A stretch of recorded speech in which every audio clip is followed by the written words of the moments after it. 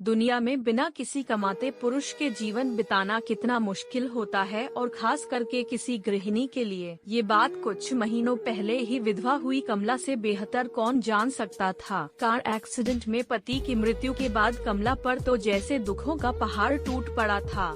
कमला को 2 बेटियां थी जिनका पालन पोषण और पढ़ाई की जिम्मेदारी अब पूरी तरह से उस पर आ चुकी थी।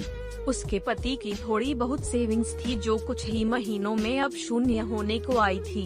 भगवान जैसे उसकी कड़ी परीक्षा लेने पर तुला था, क्योंकि ले देकर उसके पास एक ही कमाई का जरिया था जो थी उसकी गाय, पर अब वो भी बीमारी से मर चुकी थी। कमला को दिन रात बस यही चिंता सताने लगी कि अब आगे का गुजारा कैसे होगा, कैसे मैं अपने दोनों बच्चियों को खाना खिला पाऊंगी और कैसे उनको कपड़े लत्ते दिला पाऊंगी या स्कूल भेज पाऊंगी। दिन रात की चिंता में कमला का चेहरा मुरझा रहा था, जो साफ साफ देखा जा सकता था। कमला के कई सारे पड़ोसी थे मगर वह सिर्फ नाम के थे, किसी ने भी अपना पड़ोसी धर्म नहीं निभाया था।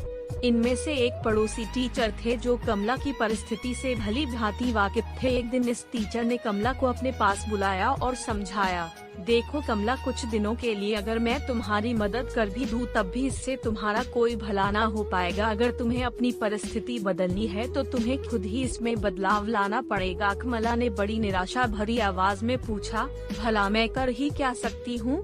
मेरे पास तो कोई नौकरी भी नहीं है। टीचर ने कहा, नहीं नहीं कमला, मैं तुम्हें नौकरी करने के लिए नहीं कह रहा हूँ। मैं जानता हूँ कि तुम कढ़ाई बुनाई का काम बहुत अच्छा करती हो, बस इस काम में अपना मन लगा दो। जितना ज्यादा कर पाओगी उतना यह काम करो। इसके अलावा तुम बाकी फालतू के खर्चे जैसे कि चाय का खर्चा कम कर दो।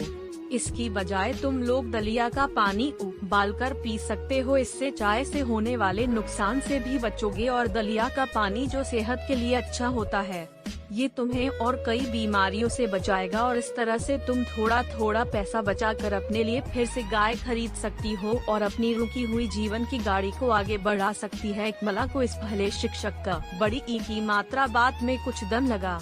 उसने वैसे ही किया जैसे इस टीचर ने उससे करने के लिए कहा था और देखते ही देखते 1 साल बीत गया। साल के अंत में कमला के पास इतने पैसे बच गए थे कि वह एक गाय खरीद सके। कहानी की सीख दोस्तों, जिंदगी में सुख दुख उतार चढ़ाव आना बहुत ही सहज बात है।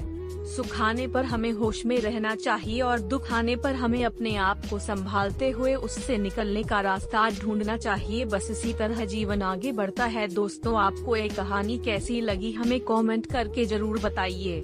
दोस्तों, ऐसे ही कहानियाँ रोजाना सुनने और देखने के लिए चैनल को सब्सक्राइब जरूर कर लीजिए। धन्यवाद।